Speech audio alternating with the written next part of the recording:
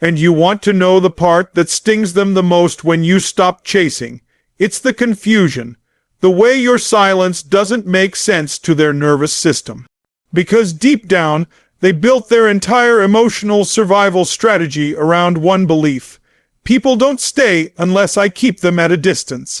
So when you don't chase, when you suddenly stop trying to pull them closer or fix what's broken, it cracks that entire structure. It challenges everything they've come to rely on. They're used to detachment. They're used to withdrawing. But they're not used to silence that doesn't beg for repair. They're not used to you letting go without a final plea. That's what disrupts their logic, and that's where the shift begins. See, what most people never understand is that control is everything to an avoidant. Not dominance, not arrogance. I'm not talking about ego in the way people assume. I'm talking about emotional survival. Their entire way of staying safe in the world is built on controlling their emotional exposure. That means being the one who withdraws first, who doesn't need, who detaches faster. So long as they are the one choosing distance, they don't have to feel the wound of abandonment. They stay one step ahead of the pain. They push you away before you get close enough to trigger the old fears they've buried, fears that tell them, if I let someone in, they'll leave me. If I open up, I'll be betrayed. If I need someone, I'll lose them. So the moment you stop chasing, it's not just confusing, it's terrifying. It flips the script. Suddenly, they're the one feeling abandoned. They're the one left in the space they created. Only now it echoes in a way they can't control. And they hate it not because of you, but because of what it reveals inside of them. Because the truth is, the very moment you stop chasing is the moment they start realizing that distance doesn't keep them safe anymore. It keeps them stuck. You were supposed to come back. That's how it's always worked. You were supposed to send another message. You were supposed to try again. They expected it, not because they're evil or selfish, but because that's how the pattern has always played out. Maybe it worked with someone before you. Maybe they were taught this pattern by watching a parent disappear, reappear, criticize, withdraw, love conditionally. That blueprint didn't come from nowhere. It was installed early and deep, and now that you're stepping out of it, now that you're not reaching back in, they're lost. They sit there, replaying moments, wondering if you're bluffing, wondering if this is just a phase, wondering if you'll eventually fold like you did before.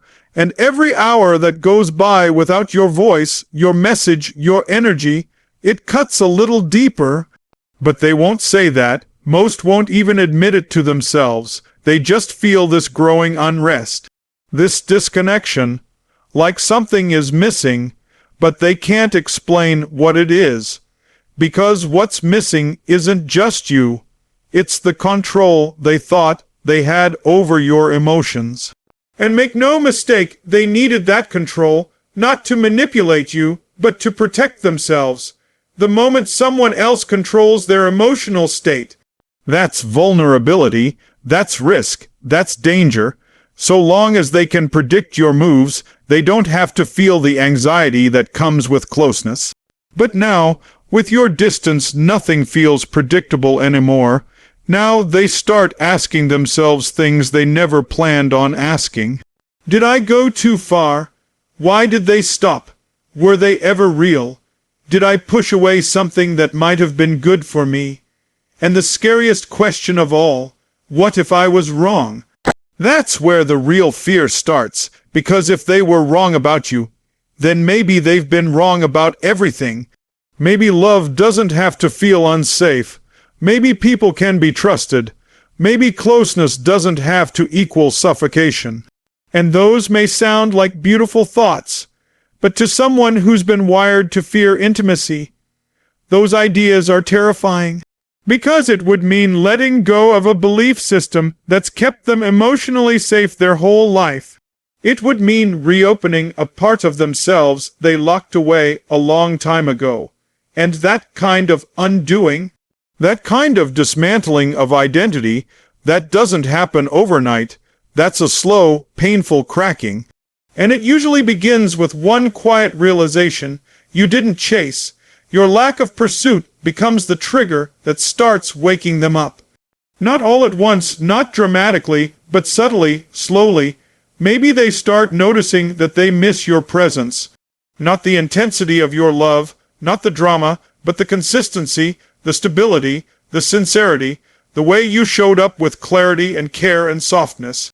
And now that it's gone, they start to realize just how much space it was holding. But the confusion doesn't just live in emotion.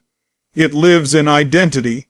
Because if you're not there anymore to confirm their fear, what does that say about the fear itself? See, they were waiting for the moment you'd snap. They were waiting for you to prove their belief true, that eventually you'd get tired, that eventually you'd give up.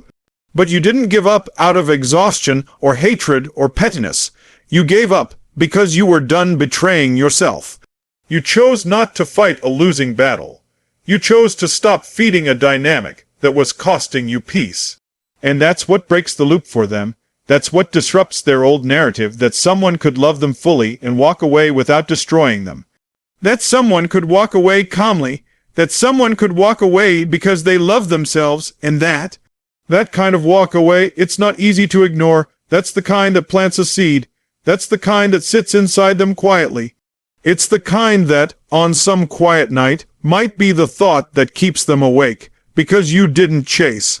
And maybe for the first time, someone saw their defense mechanisms, their shutdowns, their walls, and didn't try to break them down.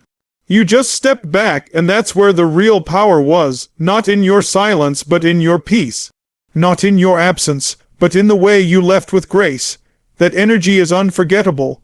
It's not silence as punishment. It's silence as protection, not for them but for you.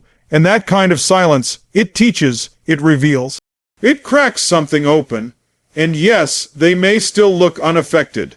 They may still post, still pretend, still build a life that looks fine from the outside, but deep down they know. They know you were different. They know you were real. And that knowing is what begins to haunt the illusion they once hid behind. Because at the end of the day, they weren't prepared for someone like you. Someone who gave with open hands, not clenched fists. Someone who stayed out of love, not fear. Someone who let go not because they stopped caring, but because they finally started caring about themselves. You stopped chasing, not out of revenge, but out of truth, out of realization, out of clarity. And that clarity, that's the thing they'll feel when everything else is quiet. Because when you stop chasing, you start reflecting. When you stop proving your worth, you start reclaiming it. And when you stop bleeding for someone who doesn't see your depth, that's when you realize you were never asking for too much. You were just asking the wrong person. And that's the moment they finally understand they weren't confused by your silence. They were shattered by the fact that it finally matched their own. And now they have to sit in it alone, not because you punished them, but because you finally stopped saving them from themselves. And then something even more unexpected happens. The silence you gave them, the space you finally stopped filling, doesn't just confuse them. It starts to crack them open. Not in a way they'll admit, not in a way they'll show, but somewhere underneath the calm face, beneath the still eyes and the carefully curated detachment, something begins to move. It's doubt. Doubt sneaks in slowly, like water dripping through a wall that was never sealed properly. They thought they were protected, thought they built it high and thick enough, thought if they just kept their emotional distance and stayed unavailable, they'd be safe from disappointment, safe from exposure, safe from being seen too deeply. But now that you've stopped chasing, now that you're no longer acting out their familiar pattern, something in them starts to question everything. At first, it's subtle, just a passing thought, a whisper in the background. What if they were real? What if I misjudged them? What if I pushed away someone who actually showed up the way I've always said I wanted? But that whisper gets louder, because now there's no distraction to protect them from hearing it. There's no one blowing up their phone. There's no one asking for clarity, trying to fix what's broken. Now the only voice they hear is their own. And that voice starts to doubt the narrative they've lived by for years. Because here's the thing nobody talks about: most avoidants aren't confident people. They're not walking around feeling superior. They're walking around trying to stay ahead of the moment they might get hurt. And when you were chasing them, they got to feel in control. They got to feel wanted, even while keeping you at arm's length. And somewhere in their mind that made sense. It validated their belief: if I stay just far enough away, they won't leave me, and I don't have to get hurt. I get connection without the cost, but now they're seeing something they never prepared for. You're not chasing. You're not proving anything anymore. And that means maybe you didn't need them as much as they thought. And if you didn't need them, then maybe their control wasn't real. Maybe that safety they built wasn't as bulletproof as they thought. And maybe, just maybe, they're the one who let go of something that had real value, and that realization cuts deep. It doesn't come with rage. It doesn't come with sobbing. Avoidants don't tend to erupt, they erode. Slowly, quietly, because when you take your energy back, they have to face what you were carrying for them all along. And here's the uncomfortable truth. A lot of people chase avoidance not because they're weak, but because they're strong enough to see the wounded child underneath the mask. The one who learned very early that closeness equals danger. The one who had to perform independence as a survival skill. The one who was told, through actions or absence, that needing love meant being let down. You saw that. And they felt it. And that scared them more than anything. Because if you could see through their armor, then the armor wasn't enough. And that meant they might be vulnerable again. So they did what they do best: they pulled away. They shut the door a little tighter. They blamed you. They twisted the story. Not because they're malicious, but because protection felt safer than truth.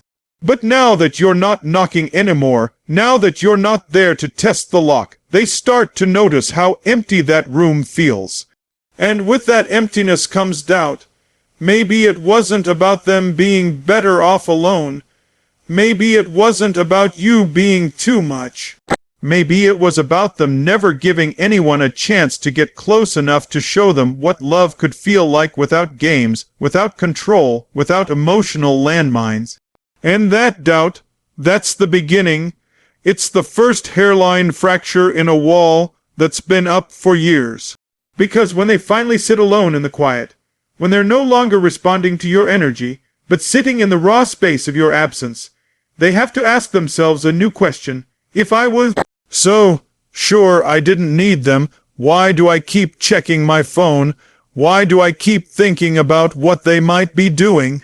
Why do I keep playing back the way they looked at me like they actually saw me? That moment, that's the collision between the story they told themselves and the truth they tried to avoid. And that truth doesn't scream, it hums, it lingers. It sticks to the corners of their mind late at night when there's nothing left to distract them. Because here's what happens when someone finally experiences a love that's healthy, secure, consistent, and loses it. They can't pretend they don't know what that feels like anymore. And now they're forced to admit to themselves something even harder. Maybe they never pushed you away because you were wrong for them. Maybe they pushed you away because you were right for them. And that terrified them, because being loved that deeply, that requires letting go of the control, that requires being seen, that requires being accountable for the parts of yourself you've been hiding from. And if they're not ready for that, they'll sabotage it every time, but sabotage never feels clean. It never feels like power. It feels like regret. It feels like watching someone walk away in slow motion, and knowing you can't ask them to come back without confronting the very things you've spent your life avoiding. And most won't. They'll distract themselves, they'll rebound, they'll get busy, they'll pretend it didn't matter. But deep down, they'll know. They'll feel the doubt every time someone new tries to love them, but doesn't reach the same depth. They'll feel the doubt every time someone offers attention, but not the kind of presence you gave them. They'll feel the doubt every time they try to convince themselves they're fine, but silence feels heavier than it used to. Because you didn't just walk away, you walked away without drama, without manipulation, without begging for closure. And that's what haunts them. That's what makes the doubt impossible to bury. You didn't leave them to teach them a lesson. You left because you finally learned yours, and that difference, that subtle shift in energy, that's what shakes their foundation. Because real love, when it disappears not from anger, not from chaos, but from self-respect, that's the kind of loss that teaches through silence.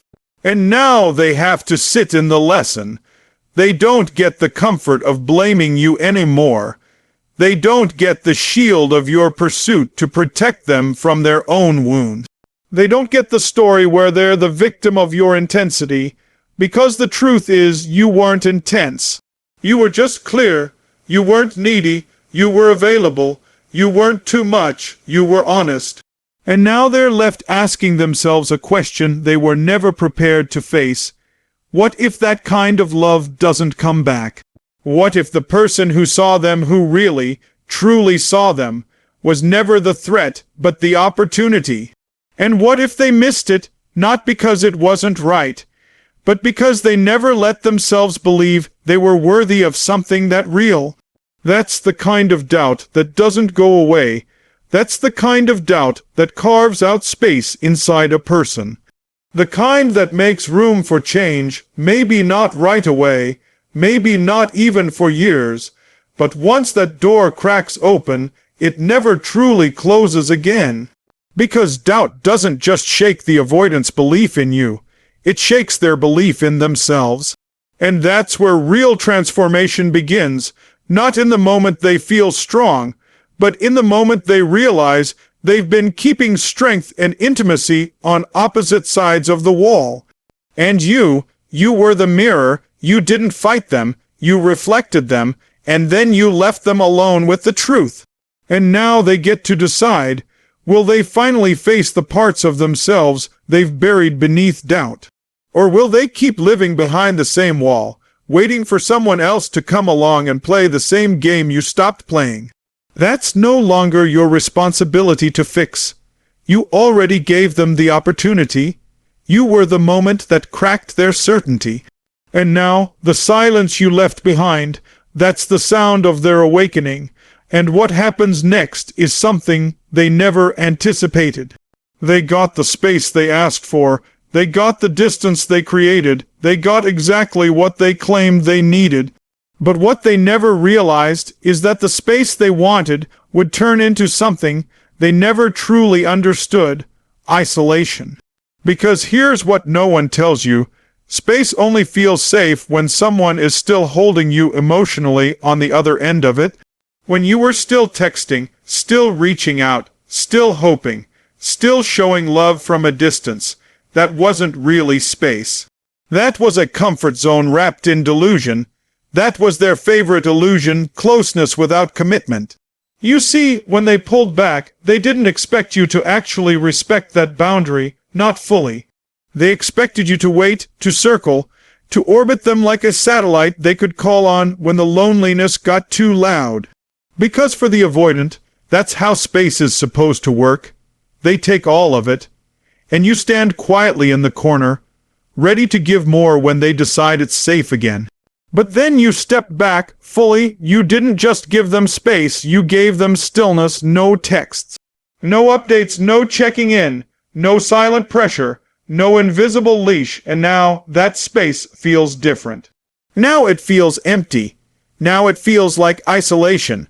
Because what they really wanted wasn't solitude, it was emotional control. They wanted to regulate how much of you they could tolerate without having to give more of themselves.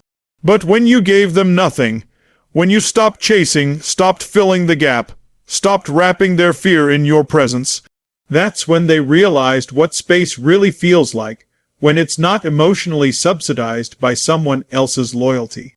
It feels like being left alone in a room you thought you wanted to escape to, until you hear the door lock behind you.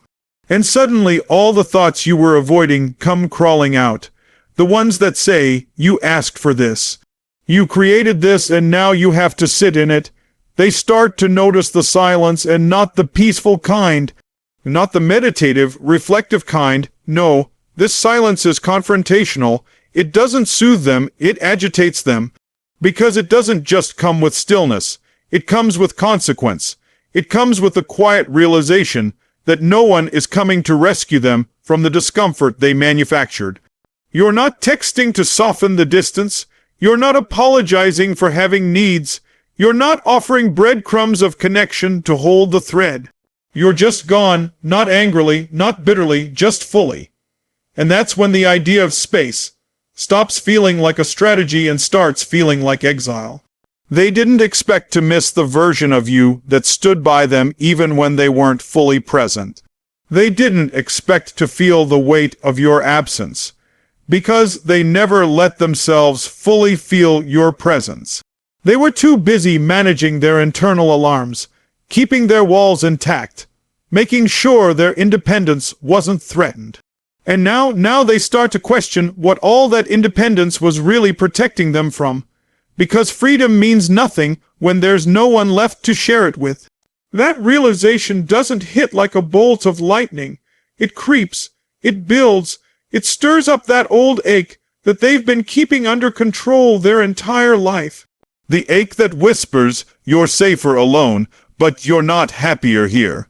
It's the same ache that makes them pick up their phone, only to put it down again because pride still has a grip on their fingers. It's the ache that makes them scroll through old messages just to feel close to a moment they can't get back. It's not the space that's hurting them. It's what's echoing through it now that you've stopped filling it. They're alone with their own patterns, alone with their fear of being close, alone with their inability to receive the love they were given. And now they see it more clearly than ever. You weren't suffocating them. You were showing them what it felt like to have someone stay even when things were hard. And they pushed it away not because it wasn't good, but because it felt too good to trust. Because love that stays is foreign to someone who was never taught it was safe to rely on anyone. And here's the twist. When you were present, they thought they needed space from you, but now they realize what they really needed space from was themselves. Their own fear, their own defenses, their own emotional resistance. They needed to feel in control because the moment they don't, the moment someone sees past their armor and touches the real them, that's the moment they feel exposed. And exposed doesn't feel like love, it feels like danger, so they did what they always do, pulled away to feel safe. But now that they've got space, they realize what they were really afraid of wasn't losing their freedom, it was losing their grip on the idea that they could avoid pain if they just stayed far enough away, and you took that false sense of safety away, not by force, but by absence. You didn't argue. You didn't protest. You didn't punish. You just left. You stopped reaching in, and now they have no one to blame. No one to push against. No drama to use as a shield. No justifications to cling to. All that's left is the mirror they've been avoiding. And what they see in it isn't pretty. They see someone who was given love without demands and didn't know what to do with it. They see someone who thought space would bring them peace, but now it only brings regret. They see someone who mistook consistency for pressure, and now they long for the very presence they once pushed away. And here's where the transformation either begins or gets buried again. They can either face that mirror or run from it. They can either admit they didn't know how to hold the love they asked for, or go back to the story where closeness is the enemy. But no matter what they choose, they can't unfeel what they've felt in your absence. And that's where the shift starts to happen. Because space without love doesn't feel like peace. It feels like punishment. Not because you're punishing them, but because their own inner world becomes too loud to sit with. And the space they thought would save them only showed them how much they were hiding from. They realized they weren't avoiding you, they were avoiding themselves with you, the version of them that would have to be vulnerable. Open, seen, soft, honest, that version scares the hell out of them because it risks rejection. It risks shame, it risks being known and not chosen, so they chose distance, but now that distance is choosing them back and it's silent. They thought you'd hold the rope while they wandered, but you let it go. You gave them the gift of their own space. Not the kind they could manage, but the kind that tells the truth. And the truth is, their avoidance didn't protect them. It robbed them of connection, of growth, of the very closeness they now find themselves longing for in the stillness of the night. Because nothing echoes louder than the sound of love that's no longer trying to prove itself, they'll feel it in their chest. In the pause before they answer a message that doesn't mean anything. In the way songs sound different now. In the way they feel relief when they remember you're not mad, and pain when they realize you're not coming back. Not because you're cruel, but because you've healed, and healing doesn't go back to things that require abandonment to sustain. They got their space, but they didn't get your presence in it. And now they know the difference. Now they know space without connection isn't independence. It's isolation, and you were never the one suffocating them. You were the one holding them, and they let go first. And now, in that space, they finally see they were never running from you. They were running from the version of themselves that actually had to stay. And now here's the part that really starts to shake them. The part they were never ready for. When you were in their life, your presence gave them something they didn't fully understand until it was gone. You weren't just another person who cared. You weren't just another voice reaching out. You were a shield, an emotional buffer, a distraction from themselves. And the moment you stopped showing up, the moment you stopped chasing, stopped explaining, stopped offering your presence as a bridge over their internal chaos, everything they had been running from finally caught up. They never wanted to feel it. That was the whole point of avoidance. Don't feel too much. Don't get too close. Don't let someone touch what hasn't healed yet. Don't let anyone trigger the wounds that still live in the dark. And for a while it worked. You kept showing up, and that gave them just enough to not have to face anything real. Because your love, your effort, your chase, all of it, became the perfect distraction from their own silence. They never had to look in the mirror, because they were too busy watching you, trying to reach them. But now that you've stepped back, now that the noise has stopped, now that the dance has ended, they're left with something they never wanted to face, their own inner world. And it's not peaceful in there. It's loud, it's cluttered. It's full of voices they've been drowning out for years. Old fears, old beliefs, old programming, the kind that says, don't trust, don't feel, don't need, don't stay. The kind that's been reinforced by years of unmet needs, emotional neglect, subtle abandonment, or sometimes trauma that never got named. These voices, they don't yell, they whisper, they infect everything, and now that you're gone, now that you're no longer holding emotional space for them, those voices are all they hear. And suddenly, it's not you they're avoiding anymore. It's not you they're pulling away from. It's themselves. The real, raw, unguarded self they've built an entire life trying to suppress. The one who once needed too much and didn't get it. The one who was hurt and told it was their fault. The one who asked for love and was met with distance. That self never went away. It just got buried under independence, sarcasm, logic, and control, and now that you're not there to chase, that self is rising to the surface, and they don't know what to do with it, because here's the thing: being chased gave them a role to play. It gave them something to focus on other than the internal pain they hadn't processed. As long as you were still trying, they didn't have to examine the deeper reasons why they kept people at a distance. They could blame you. They could feel crowded. They could complain that you didn't understand them. They could say you were too intense, too emotional, too much. But now the intensity is gone. Now they're the ones sitting in emotional silence. And there's no one left to blame, no one left to argue with, no one left to distort the truth and the truth. It hits hard because what they're feeling now isn't just loneliness. It's emotional withdrawal. It's the detox from someone who loved them deeply. Someone who didn't try to fix them but simply saw them and stayed anyway, and that kind of presence is rare. That kind of love leaves an imprint, one that doesn't fade with time or distraction. But now, without you, they feel the void. Not just your absence, the void that's been there long before you came into their life. The one your love temporarily filled, even if they couldn't fully receive it. That void is screaming now, and the silence around them makes it louder than it's ever been, because for the first time, there's nothing standing between them and their pain. And this is what avoidance always tries to prevent: the flood. The moment where all the unprocessed emotion starts to rise. The moment the survival strategy cracks, and that's exactly what your absence has triggered. You were the emotional buffer keeping it all at bay.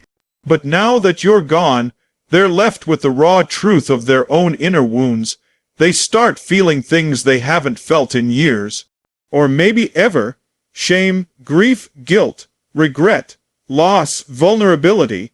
And the scariest part, there's no one to stop it, no one to absorb it, no one to fix it, because you're not there, and they might reach for the usual distractions. Work, social media, other people, numbness, busyness, but it's not working like it used to, because now the pain feels personal. Now it feels connected to you, and more than that, it feels connected to the parts of themselves they never wanted anyone to see. And they know deep down that you saw it, that you felt it, and instead of weaponizing it, you loved them anyway. That realization breaks something open inside them, because if you could see the parts of them they hated and still offer love, then the problem was never your intensity. The problem was their inability to believe they were worthy of that kind of love, and now that it's gone, they're forced to confront the real issue. Not you, not your love, but their inability to receive it. Their inability to believe it was safe. And that's not an easy truth to face. Because facing that truth means admitting they pushed away the very thing they needed most. It means admitting that you didn't abandon them, they abandoned the chance to heal. Because healing doesn't happen in solitude. Healing happens in connection. And they sabotaged that connection out of fear, out of protection, out of habit. And now they're paying for it with the one currency that can't be refunded: regret. They may not say it out loud. They may never message you and confess it. But it's there, lingering, pressing, weighing on their chest in the quiet moments. You gave them a mirror. You reflected back everything they'd been avoiding. And then you walked away, not to punish them, but because your own healing finally mattered more than waiting for them to see you. And now they're the one doing the waiting, waiting for the pain to pass, waiting for the silence to feel safe again, waiting for something to fill the space that used to be held by you, but nothing's coming, because nothing can replicate the presence of someone who loved them at their most guarded and didn't run, someone who stayed until they left themselves. And now that love is gone, they're left with the wreckage of what they ran from their own heart.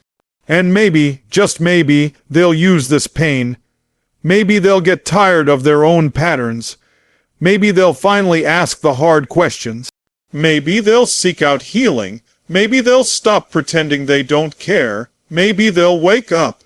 Or maybe they'll bury it, wrap it in silence again, tell themselves the same old story, convince themselves that love is weakness, that distance is strength, that the loss was inevitable. But regardless of what they choose, one thing will always remain: you weren't the one they were afraid of.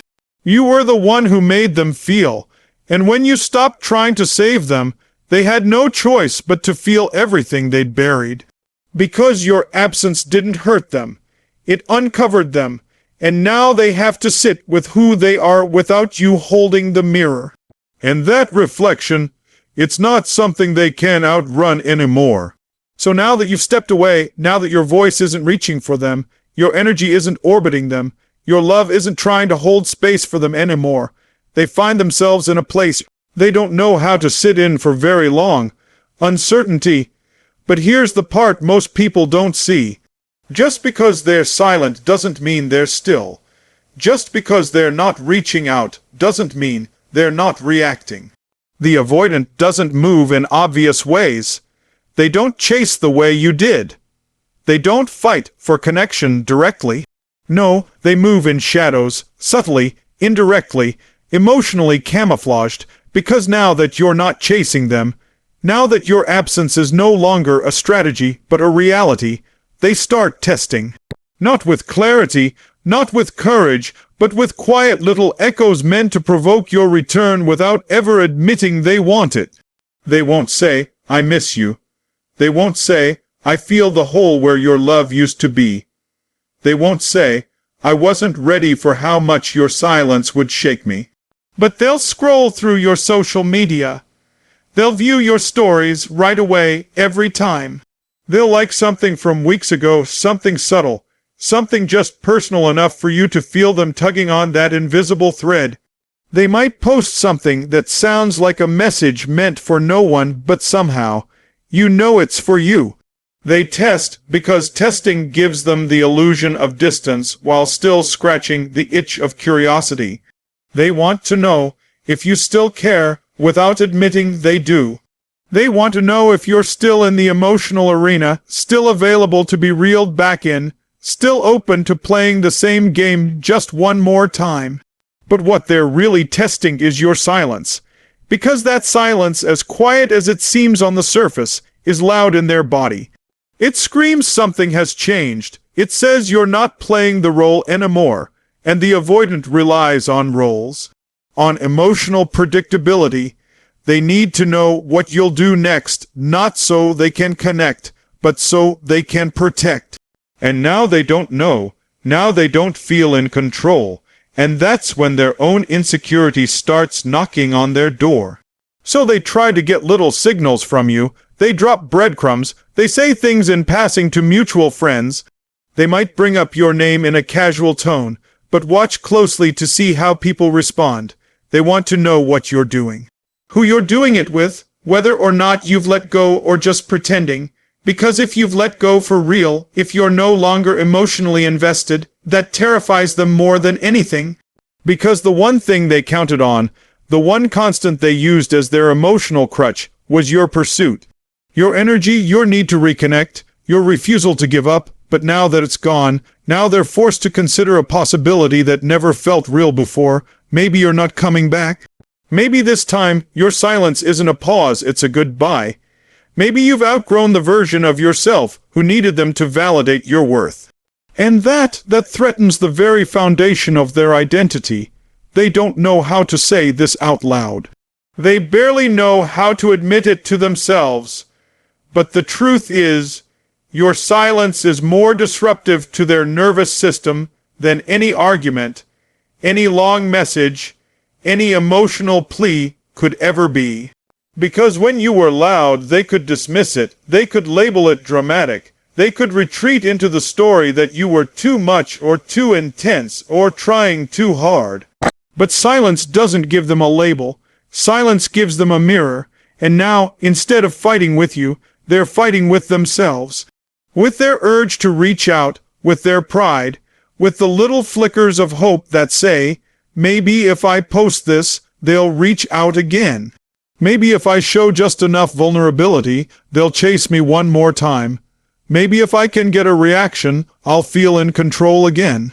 But what they don't realize is that every little test they run only proves one thing. They're still tethered. Still affected, still watching, still waiting, and that's the one thing they never wanted to be, vulnerable. And yet here they are, checking if you still care in all the ways they don't have to admit. Because testing gives them just enough emotional stimulation to avoid confronting what they're actually feeling underneath: grief. They won't call it that. They'll call it curiosity. They'll call it timing. They'll call it a bad day. But deep down, it's grief. Grief for the connection they didn't know how to hold.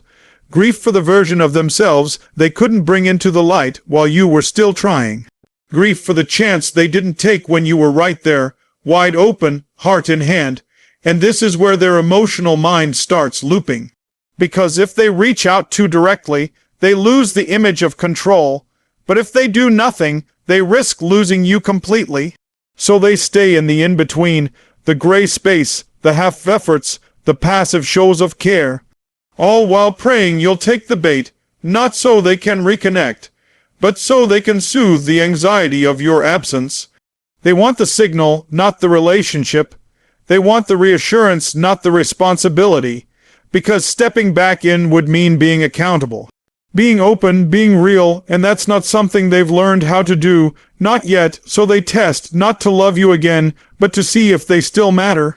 Not to be honest, but to see if they still have power, not to reconnect, but to make sure they were never truly left. Because if you still respond, even in the smallest way, they get to believe they didn't really lose you, that what you had isn't fully gone, that they can come back later if they want, once the fear subsides. Once they've sorted through the chaos in their own head, once they feel more prepared to face the thing they couldn't hold when they had it.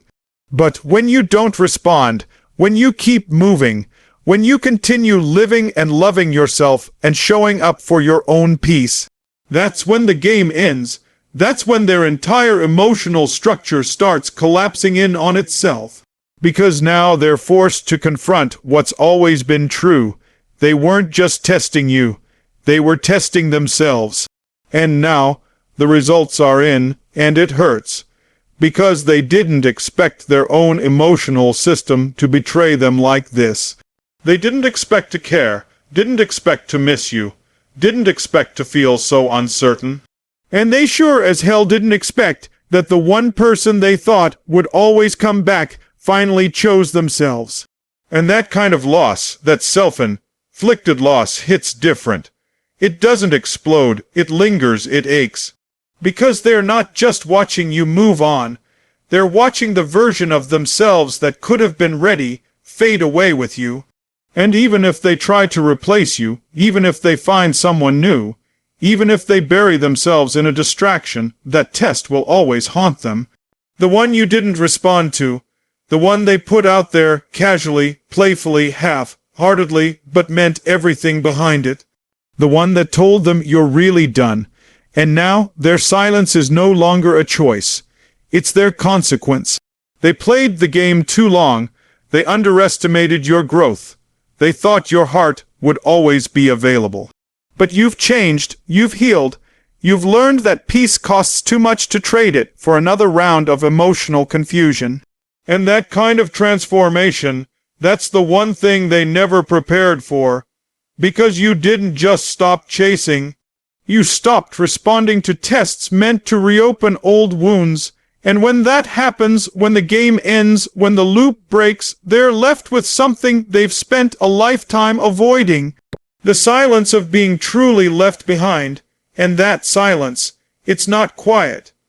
It screams the truth they couldn't face when you were still trying. They weren't trying to see if you still cared. They were hoping they wouldn't have to admit that they still do. At some point, the illusion starts to crack, slowly, quietly, maybe even invisibly, but it cracks, because for the avoidant, control is everything. It's the illusion they've clung to their entire life, not power over others. That's not what this is. It's power over emotion, power over chaos, power over pain. That illusion of control is how they've managed to survive without drowning in their own fear. Control over who gets close. Control over how vulnerable they get. Control over when to engage, when to disappear, when to offer just enough of themselves to keep you hopeful, but never enough to be truly seen. That control was their armor, and it worked, At least, until you stopped playing your part. See, the game only works if both people agree to the rules. You chase, they run. You lean in, they pull away. You explain, they go silent. You initiate, they retreat. And as long as you keep doing that, they get to feel protected. They get to feel like the one who decides the tempo of the dance. But when you stopped chasing, when you dropped the rope, when you stopped explaining your worth and just walked, the game ended. And they didn't have a backup plan for that, because they built everything on the assumption that you'd keep showing up, that your love would outweigh your exhaustion, that your patience would hold out a little longer, that your hope would override your self-respect. They never imagined that you'd choose you, that you'd step back and decide that your peace mattered more than their patterns. And that's when the illusion of control finally shatters, not in some dramatic moment, not in a big scene. That's not how this unfolds. It breaks in the stillness, in the silence, in the nights where they stare at the ceiling wondering what happened. It breaks when they open their phone and realize they haven't heard from you in weeks. It breaks when someone mentions your name and they realize their heart still drops. It breaks in the realization that they thought they were managing you, but all along, you were simply choosing to stay. And now that you're gone, they're not in control, they're just alone, and that's a different kind of pain. Because now they're left with the truth. Control didn't protect them, it imprisoned them, it kept love at arm's length. It turned real intimacy into a threat. It convinced them that the safest way to be loved was to never fully be known. And now that you've walked away, they finally see the cost of that belief. They pushed away the one person who never asked them to be perfect. The one person who saw past their coldness, past their silence, past their avoidance. You saw them, the real them, and that terrified them. Because if you could see them, if you could love the parts they kept buried, then maybe they had no excuse left. Maybe the story they've told themselves all these years, that they're too broken, too complicated, too independent to be loved, wasn't actually true. And if that story isn't true, then what is? That's the question they're now forced to face. Not because you demanded it, but because your silence demands it. Because when you left, you didn't just leave a space in their life, you left a space in their identity. One that they used to fill with emotional games, one they used to control with distance, one they now can't ignore. And it gets heavier, because when control breaks, what's left is vulnerability, raw, unfiltered, uncomfortable. And avoidants were never taught how to sit with that. They were taught how to bypass it, how to cover it, how to blame it on someone else, and now they can't. There's no one left to chase them, no one left to validate the version of them that keeps sabotaging closeness, no one left to carry the weight of their emotional avoidance. They're sitting in the mess they created. But over time, you weren't asking for too much. They were giving too little, not because they didn't care, but because caring required surrender, and surrender felt like death to their nervous system. And now, with the illusion shattered, they're left with the very thing they spent years avoiding: accountability. Emotional truth, self-awareness, and for the first time, it doesn't feel like a concept, it feels like consequence. Because they always thought they were the one who could walk away without looking back, the one who never got attached, the one who didn't need anyone, but now that you're gone, they realize they did need you, not because they were dependent, but because you were the only one who ever made them feel safe in the middle of their own chaos, and they ruined it. Not out of malice, but out of fear. And now they have to live with that. They have to live with the fact that the person who saw their worst and still stayed finally left, not out of anger, but out of clarity. And that kind of leaving hurts more than any fight ever could, because it wasn't dramatic. It was decisive. You left quietly, peacefully, and peace to someone who lives in chaos is terrifying, because it's not something they know how to fight. You didn't yell, you didn't chase, you didn't beg. You just stopped responding to the version of them that needed to stay broken to feel in control. And now they're alone with a version of themselves they don't know what to do with, one that's stripped of power, one that's exposed, one that finally sees how much love they pushed away trying to stay in control. And this is the moment right here where transformation begins or ends, because they can either face it, or they can run again. They can either learn, or they can repeat. They can either take the shattered pieces of control and start rebuilding from truth, or they can go right back to pretending they don't feel a thing. But regardless of what they choose, the illusion is gone. They can't unknow what your absence has taught them. They can't unfeel the safety they lost. They can't rewrite the story where you were the threat. Because now they see it, clear as day. They were the one who couldn't hold what they needed most. And that realization doesn't vanish. It stays in the background of every new connection, in the silence after every test they send that gets no response, in the heartache they can't admit, in the reflection they see when they finally realize you didn't break them.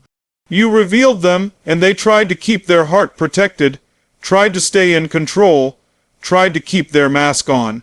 But you took your love back, and with it, you took away their ability to pretend. Because when someone sees you, holds you, chooses you, and you still run, eventually you have to ask yourself why. And now, that's the question echoing through the silence they created. Because they didn't lose you in a moment, they lost you in 1,000 tiny decisions to prioritize fear over connection. And now they know control never kept them safe, it only kept them alone.